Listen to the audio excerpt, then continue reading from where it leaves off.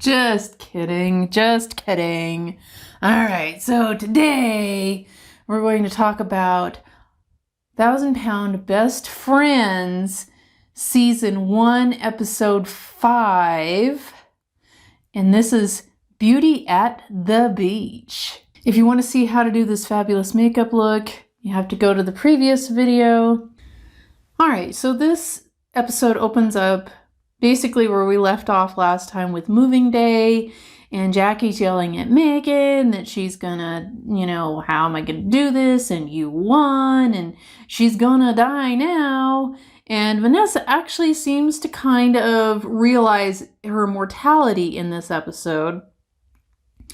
And the house that she moves into is actually a pretty big house, so maybe Megan should move in with her. Maybe that'll be something down the road, so she's not living in Tina's basement. Vanessa wants to do something really nice for Megan, so she is planning this vacation to Florida, which I think is so sweet. I think that's really sweet. Again, though, how is she going to pay for it since her hustle is refurbishing things from thrift stores? So I don't know how she's going to pay for it. It must be something from TLC.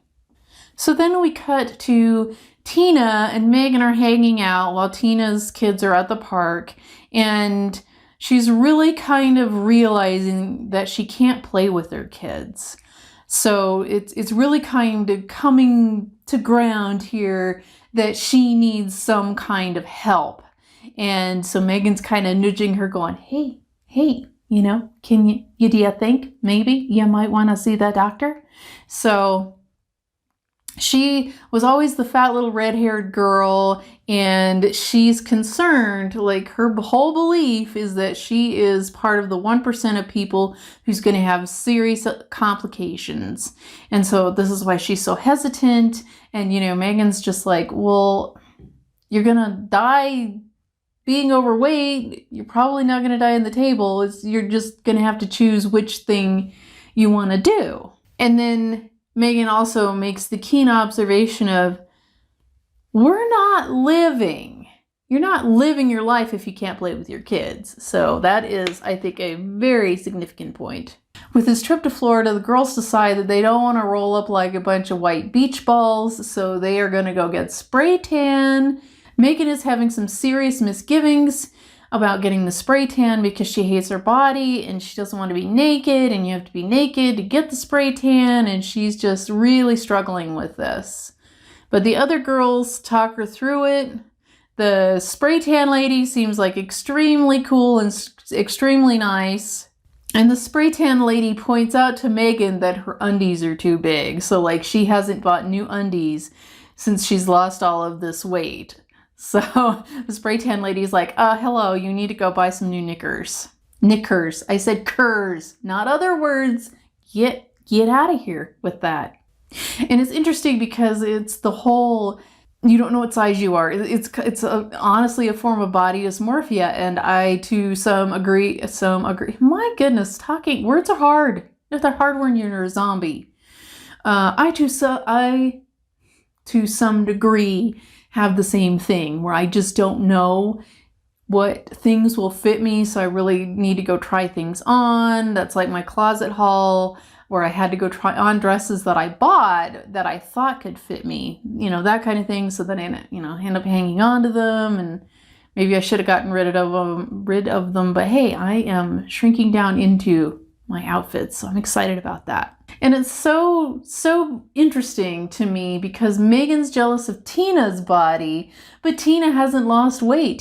She's trying to talk Tina into going to get the surgery.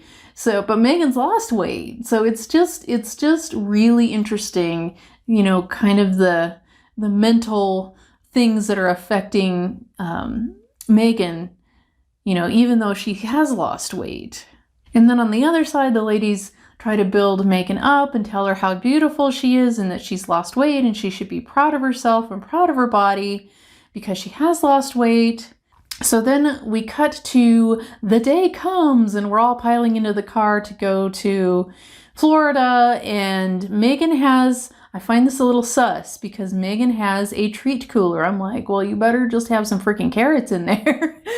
There better not be no candy bars and sodas in there. Vacation is really dangerous for diets. It really is, because you get that mindset of, oh, I'm on vacation. I can eat whatever I want. And I know I have done that.